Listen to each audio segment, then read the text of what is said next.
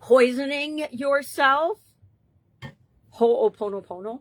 Sharon Horne-Ellstrom here. Welcome to day 3,116 of our annual challenge, where we ask ourselves, what's you up to now? And I share, it's not really an annual challenge, it's just me documenting my journey as I moved originally from the brick and mortar corporate world of businesses to the online world of business. And I share topics that come up in my coaching business, topics that come up in my consulting, topics that come up in discussions with other business owners and just with other human beings. And one of those came up this week, and it is about forgiveness. Now, I don't know about you, but all of a sudden I got this little tweak in my shoulder, and that is an indication to me. This is the second day I've noticed it now. And I have to ask myself, why do I have this tweak in my shoulder? It's usually because something has happened that's coming up from my subconscious that I haven't released and let go of.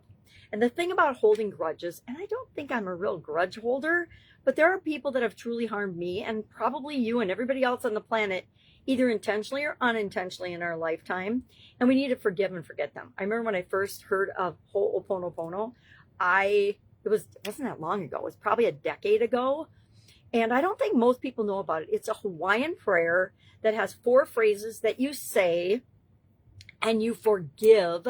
It's all about forgiveness. It's a Hawaiian forgiveness prayer. It's about forgiving other people, and I think it's most powerful when I use it on myself. That's just my experience with it, because forgiveness is for us. It isn't for other people.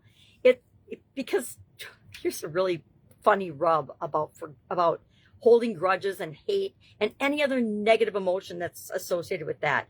It eats away at us. It causes us stress, illness, physical ailments, and pain, challenges. It's literally poisoning us.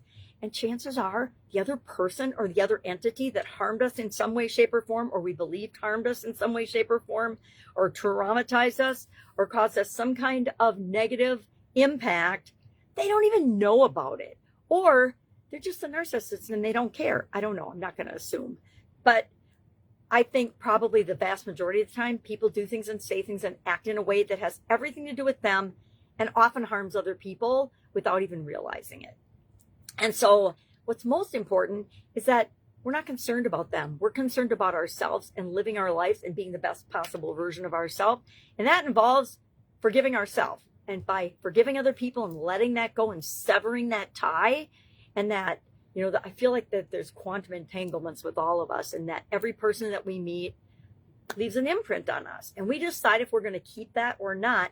And Ho'oponopono is a terrific way to let that go and it's still part of our subconscious and our experience, but we don't have to let it stimulate negative emotions and negative ramifications throughout our life and our body. And a lot of us do. I remember the first time I got fired in corporate America. Yes, more than once I got let go. I call laid off getting fired, but sometimes when the company sells and you're let go, like the last time when I left corporate America, it's like, it didn't even faze me. And my boss is I thought you would be crying or something. I'm like, really? Seriously? You don't know me better than that? Anyway, it was funny. So Ho'oponopono, it's just 4 phrases. I'm sorry. Please forgive me. Thank you. I love you.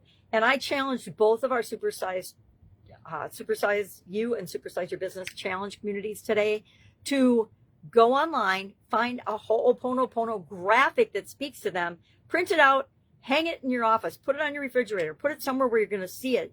So every time we get our feelings hurt, I still get my feelings hurt, right? And then I'm like, whoa, think about the other person's situation, why they said what they said, why they did what they did. And does it really have anything to do about you, or does it have more to do with what's going on in their life? Because I would say 99 or more % of the time, people aren't just vile and evil and mean on purpose. They're just clueless. I think clueless is a really good word here.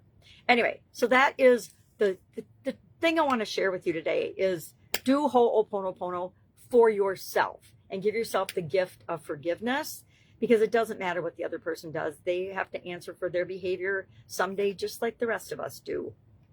And if they remain oblivious and clueless, guess what? That will be dealt with accordingly. All right. So Ho'oponopono, coaching, I've got some great coaches right now, and I am working with some amazing people right now as well, which is always so fun. I don't know about you, but I love watching people grow, including myself. So if I can help you in any way, reach out and ask. If you need help saying, how do I actually do the Ho'oponopono, and you want somebody to walk you through it, just ask.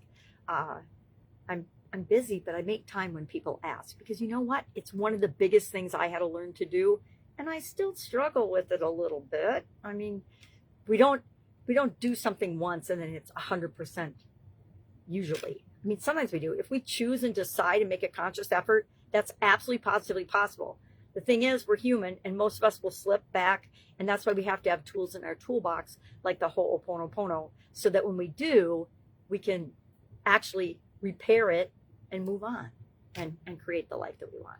All right, if I can help you in any way, ask. Always have an absolutely marvelous day, and I will, of course, be with you tomorrow. Bye.